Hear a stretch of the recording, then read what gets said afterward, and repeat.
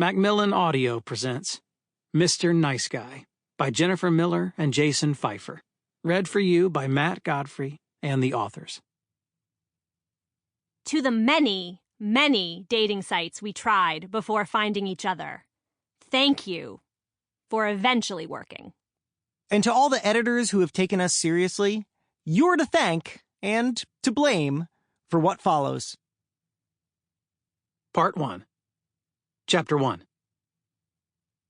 Just shy of 9 a.m., his underarms already brackish, Lucas emerged from the Chambers Street subway and joined the throng of pedestrians converging on One World Trade. For a month now, he'd been making this trip alongside the tourists in suits, the truthers, and Staten Island emigres. He loved the commute, August heat be damned. In fact, he couldn't believe his luck. To be here, finally, in New York, working inside that gleaming scepter of polished glass. The building's spire pierced the impossible blue, seemed to stab straight through the sun.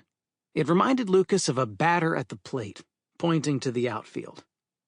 A cynical person would have been embarrassed by such grandiose thoughts, but Lucas couldn't help himself. Though only a fact-checker, an invertebrate on the media food chain, he thrilled to enter One World Trade's echoing lobby each morning. He loved how the tap of his ID commanded the security bar to swing down and simultaneously summon the elevator. He rarely shared the car with anyone else. Everyone in this elevator bank worked in magazines, which meant they didn't arrive until at least 10 o'clock a.m. But Lucas hadn't yet adjusted to these so-called media hours. By 10, it felt as though half the day had already shriveled in the heat. And Lucas couldn't afford any missteps. Too many people back home believed it was only a matter of time before he skulked back below the Mason-Dixon. They eagerly awaited his contrite return to the old life, the one he'd lived so well until he ruined everything and went to New York, that polluted, sweaty cesspool of liberalism. These were his grandmother's exact words. People sweat in Charlotte, Lucas had argued. But they don't smell, his grandmother retorted.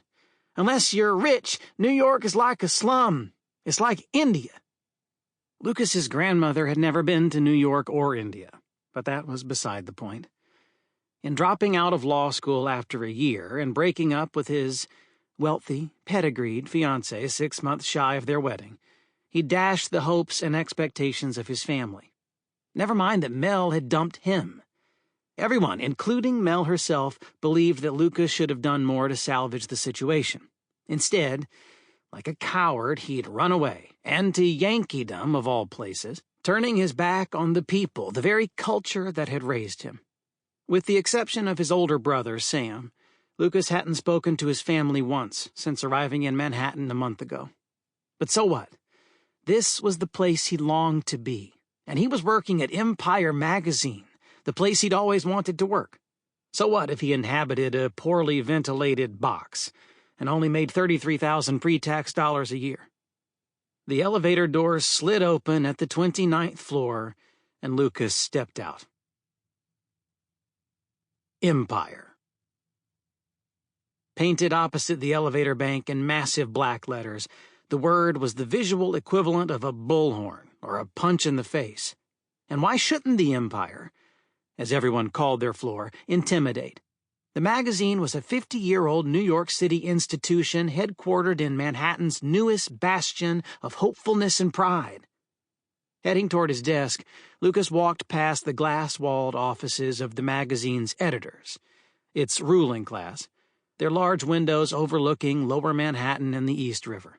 He passed the cubicle banks, dense as iron block buildings, where the proletariat, the staff writers, designers, marketers, and other assorted minions produced the bi-monthly publication. He was well into the suburbs of the Empire by now, approaching the outpost of interns, and then, finally, the cluster of fact-checkers. How absurd that the fact-checkers should have less desirable real estate than the interns, but so it went. These were the exurbs, backed against a windowless wall, unwarmed by the sun. Lucas knew he shouldn't complain. He'd only been at Empire for a month. His career, he reminded himself, would take persistence and time. And yet his initial... Sample complete. Ready to continue?